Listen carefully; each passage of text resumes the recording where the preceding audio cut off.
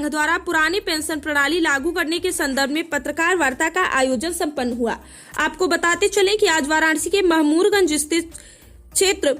स्थित मुंशी प्रेमचंद पार्क में भारतीय मजदूर संघ के संबंध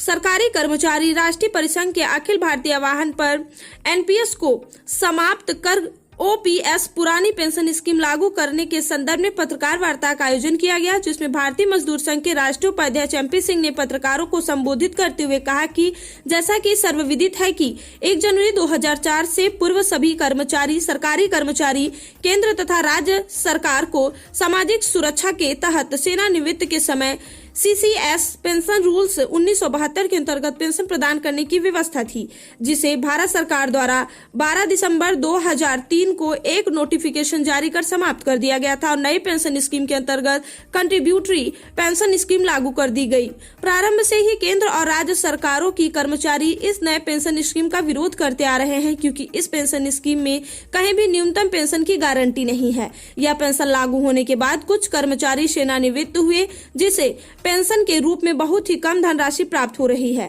जिसे 800 रुपए से लेकर 24 रुपए तक की धनराशि कर्मचारियों को पेंशन के रूप में प्राप्त हुई, जिसका हम विरोध करते हैं एवं भारत सरकार से पुरानी पेंशन प्रणाली को शुरू करने की मांग करते हैं। कार्यक्रम में मुख्य रूप से DLWMS के निम्न पदाधिकारी उपस्थित रहे, जिसमें मुन्ना प्रसाद, राहुल पांडे, अश्वनी यादव, विनोद कुमार सिंह, अरविंद तिवारी, राम सिंह, विनोद कुमार सिंह, जयप्रकाश, अजय कुमार सिंह एवं रूपेश सिन्हा उपस्थित रहे।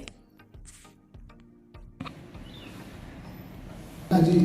सुभाष चंद्र बोस का आज जो है पराक्रम दिवस के रूप में मनाया जा रहा है, उसकी आप सबको जो है बधाई। दूसरा ये है कि जो हमारी चर्चित और बहुत पुरानी डिमांड चल रही है कि सरकार जो है जो हमारी पुरानी पेंशन है उसको बहाल करेगी,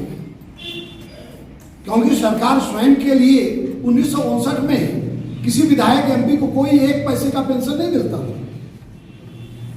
तो उन लोगों ने अपना जो है अमेंडमेंट किया कि नहीं, सेवा के क्षेत्र में हम भी आते हैं इसलिए हमको भी मिलना चाहिए। अब अंतर ये हो गया कि भाई आप एक दिन भी अगर शपथ लेने के बाद जो है रजिस्टर पर साइन कर दिए तो आप पेंशन के हकदार हो गए, और हम 35 साल सेवा करने के बावजूद भी पुरानी पेंशन के हकदार नहीं होंगे और ना ही कोई गारंटी है कि हमको वो पेंशन कितनी मिलेगी। जो इसीलिए भारतीय मजदूर संघ के जो घटक हमारे हैं पूरे देश में और राज्य में जो है उन सब लोगों ने ये फाइनल किया कि सिंगल एजेंडे पर 23 जनवरी को पूरे देश में